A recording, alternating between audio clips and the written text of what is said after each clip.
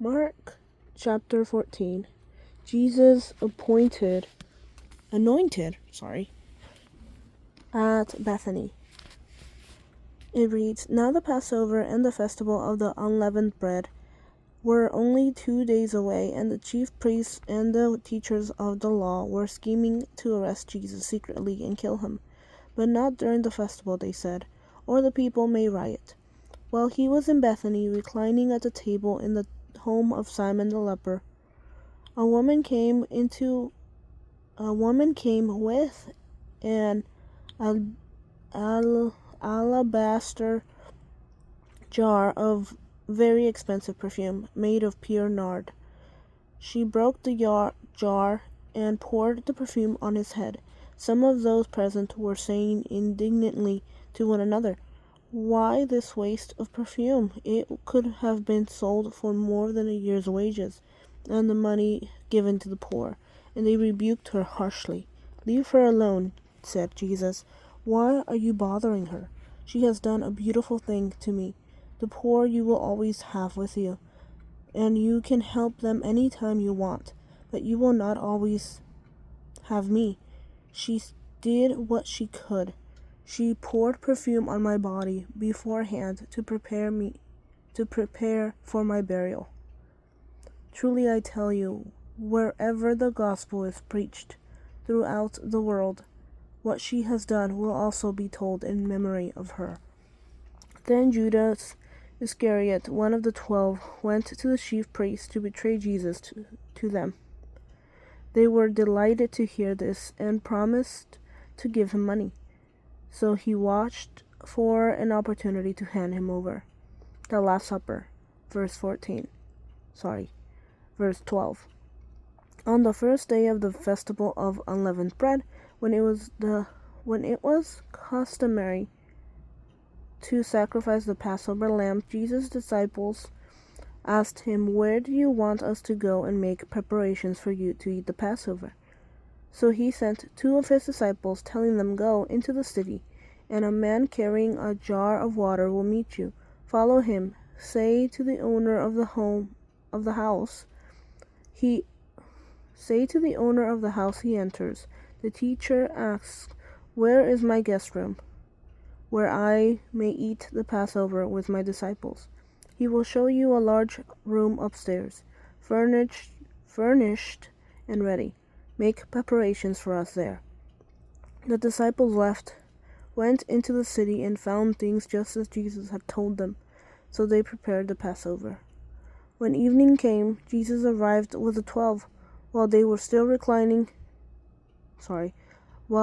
reclining at the table, eating, he said, Truly I tell you, one of you will betray me, one who is eating with me.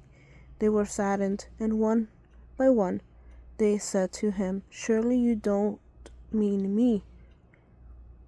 It is one of the 12, he replied, one who dips bread into the bowl with me. The Son of Man will go just as it is written about him. But woe to the man who betrays the Son of Man. It would be better for him if he had not been born.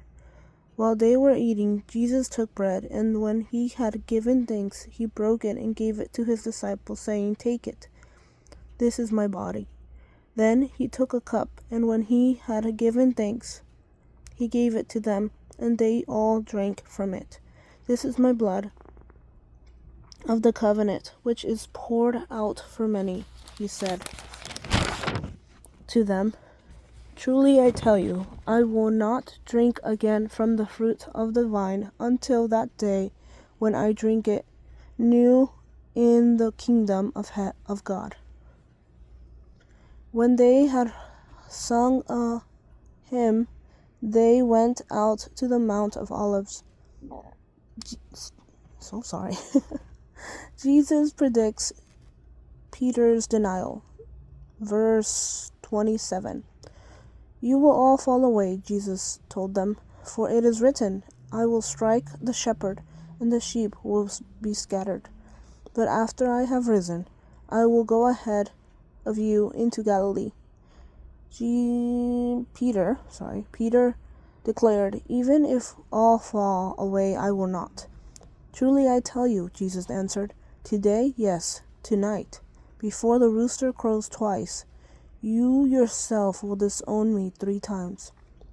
But Peter insisted emphatically, even if I have to die with you, I will never disown you. And all the others said the same. Verse 32 has a topic of Gethsemane.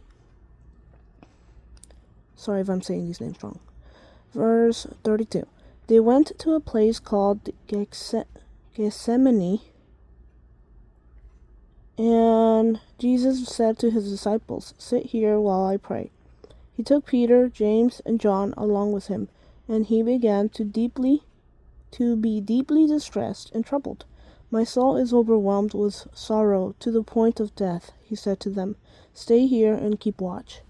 Going a little further, he fell to the ground and prayed that if possible the hour might pass from him. Abba, Father, he said, everything is possible for you. Take this cup from me, yet not what I will, but what you will. Then he returned to his disciples and found them sleeping. Simon, he said to Peter, are you sleeping? Couldn't you keep watch for 1 hour? Watch and pray so that you will not fall into temptation. The spirit is willing, but the flesh is weak. Once more he went away and prayed the same thing. When he came back, he again found them sleeping, because their eyes were heavy. They did not know what to say to him. Returning the 3rd time, he said to them, are you still sleeping and resting? Enough! The hour has come. Look, the Son of God is delivered into the hands of sinners. Rise, let us go. Here comes my betrayer. Jesus arrested. Verse 43. Just as he was speaking, Judas, one of the 12, appeared. With him was a crowd armed with swords and clubs, sent from the chief priests, the teachers of the law, and the elders. Now the betrayer had arranged a signal with them. The one I kiss is the man. Arrest him and lead him away under guard. Going at once to Jesus, Judas said, Rabbi, and kissed him. The men seized Jesus and arrested him. Then one of those standing near drew his sword and struck the servant of the high priest, cutting off his ear. Am I leading a rebellion, said Jesus, that you have come out with swords and clubs to capture me? Every day I was with you, teaching in the temple courts, and you did not arrest me, but the scriptures must be fulfilled. Then everyone deserted him and fled. A young man wearing nothing but a linen garment was following Jesus. When they seized him, he fled naked, leaving his garment behind. Jesus before the Sanhedrin. Verse 53.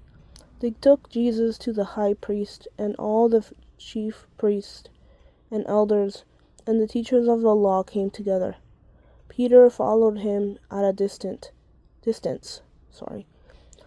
right into the courtyard of the high priest. There he sat with the guards and warmed himself at the fire.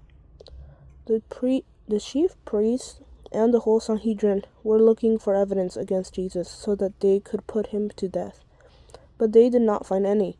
Many testified falsely against him, but their statements did not agree. Then some stood up and gave this false testimony against him. We heard him say, I will destroy this temple made with human hands, and in 3 days will build another, not made with human hands. Yet even then their testimony did not agree. Then the high priest stood up before them and asked Jesus, Are you not going to answer? What is this testimony that these men are bringing against you? But Jesus remained silent and gave no answer. Again, the high priest asked him, Are you the Messiah, the Son of the Beloved One? Again, the high priest asked him, Are you the Messiah, the Son of the Blessed One? I am, said Jesus, and you will see the Son of Man and you will see the Son of Man sitting at the right hand of the Mighty One, and coming on the clouds of heaven." The high priest tore his clothes. "Why do we need any more evidence? Why do we need any more witnesses?" he asked. "You have heard the blasphemy. What do you think?" They all condemned him as worthy of death. Then some began to spit at him. They blindfolded him, struck him with their fists, and said, "Prophesy." And the guards took him and beat him. Peter disowns Jesus. Verse 66. While Peter was below in the courtyard, one of the servant girls of the high priest came by. When she saw Peter warming himself, she looked closely at him. "You also were with that Nazarene, Jesus," she said. But he denied it. "I don't know or understand what you're talking about," he said, and went out into the entryway. When the servant girl saw him there, she said again to those standing around, "This fellow is one of them." Again he denied it. After a little while, those standing near said to Peter, "Surely you are one of them, for you are a Galilean." He began to call down curses, and he swore to them, I don't know this man you're talking about." Immediately the rooster crowed the second time. Then Peter remembered the word Jesus had spoken to him. "Before the rooster crows twice, you will disown me 3 times." And he broke down and wept. Amen. Thank you so much for your time. That was Mark 14. I know that I had previously mentioned that I would read a chapter and then draw it, but truth be told, I have fallen really behind. Probably still in chapter 3 of Mark, maybe 4, and I've stopped reading after that. It's been days, as you can, happy Valentine's Day. But it being the 14th, I haven't read in probably 10 days. And I still gather with my church. I pray every now and then, but not being in the Word like I used to back in, January with Matthew and reading a chapter a day has made me gone back to this. And I rather read a chapter a day than just, not have that accountability, not have that proof of like, hey, I read, This is not to show off. This is not to, nothing like that. I'm not boasting that I, am able to make these videos and, haha, no, not at all. I am literally it's a way for me to record it for anyone out there that might just want to listen, especially during the night when you don't want to bother other people with the light of your phone, or just listen while you fall asleep, things like that. It's always a good idea to pray when you wake up, pray before you fall asleep, at the end of the day or whenever you sleep. However, I have noticed recently that I don't yawn as much. I know I was trying to hold it in during this chapter, maybe once or twice, when I'm like, please don't yawn. But I have noticed that while listening to the word, or actually, reading, well, who am I kidding? I haven't read in 10 days, but listening to the word when we gather as a church, I don't yawn as much, and I am so grateful for that. So grateful. But I just wanted to, share this part of the journey where I thought I would be able to do this. I thought I would be able to read and then draw, and I can't.